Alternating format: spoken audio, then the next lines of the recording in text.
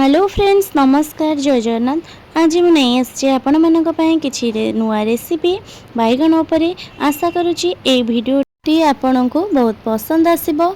तो चलतु स्टार्ट करवा आज रेसिपी।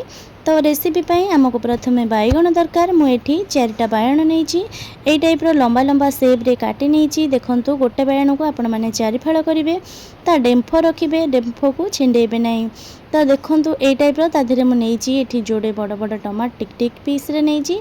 तापर पियाज को भल भाव में टिकी टिकी पीस गुंड कर नहीं। जोड़े बड़ पियाज नहीं। तापर ये मु बैगन रे लुण हलदी आउ लंका गुंडा दे ताकू भल भाव में हाथ में ताकू मैरिनेट करने भी। देखो ये टाइप ताकू सब भल भाव में मिसई ने बैगन रे। देखो जोटा कि आमर मसलाटी भल भाव में बैगन रे मिसीज। तो चलतु एबे मु कड़ाई रे भल भाव में तेलटी गरम कर नहीं टाइप डेम्फ सह आमर बैगनटी सबुतक बैगन को मुझे भल भाव में फ्राए करें। देखो ये टाइप आपण मैंने करेंगे पूरा हल्का रे आपण मैंने एपट सेपट करेंगे। जेहेतु बैगन कम समय रे आमर सीझी जाए बा भाजी जाए, आम ये बर्तमान छाणुचे बैगन को भल भाव में एवं मु हल्का रे सबुतक बैगन को भाजिकी एमती साइड करी। तापर से ही कड़ाई रे मु अल्प किछि पंच फुटण आउ पिंच हेंगू दे ताकू भल भाव में फुटे नेली। तापर मु पियाज को दे ताकू दरटिया टिके भाजी नेली। भाजी नेला परे देखंतु देखि पारुथिबे। तापर मु एठी टमाटो जो टिकी टिकी कर नेइथिली ताकू एबे मु पकेई भाजी नेली। भाजी नेला परे तादेरे मु एबे गुंड मसला तक ऐड करिवि। गुंड मसला रे मु एठी नेइछि, जेहेतु आम सेपटे लंका गुंडा पकईले, एठी मु अल्प लंका गुंडा नहीं, हलदी गुंडा, चाट मसला आ जीरा पाउडर, धनिया पाउडर नहीं ताकू भल भाव में एबे मु फ्राए कर नेली। देखंतु ए टाइप मु कषि नेली।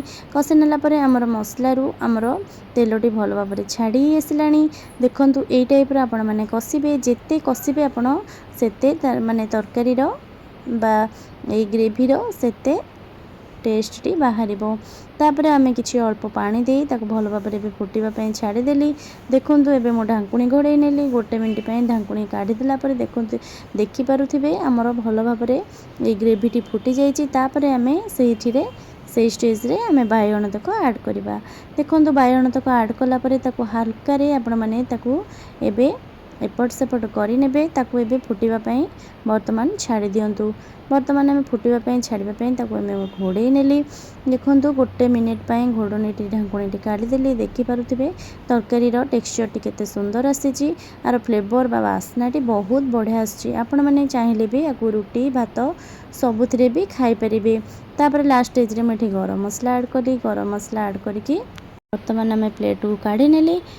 यही टाइप रेसिपी बनातु आ खातु। आशा करुँच भिडियोटी भल लगी आपण मानकु। जदि भल लगुच मो वीडियो तो प्लीज़ लाइक शेयर कमेंट करंतु आ सब्सक्राइब करिया को जमारू भी भूलंतुनी। यही टाइप नुआ नुआ रेसिपी मु पुणी थरे नहीं आसीबी नेक्स्ट वीडियो रे। से पर्यंत रहिले नमस्कार, जय जगन्नाथ।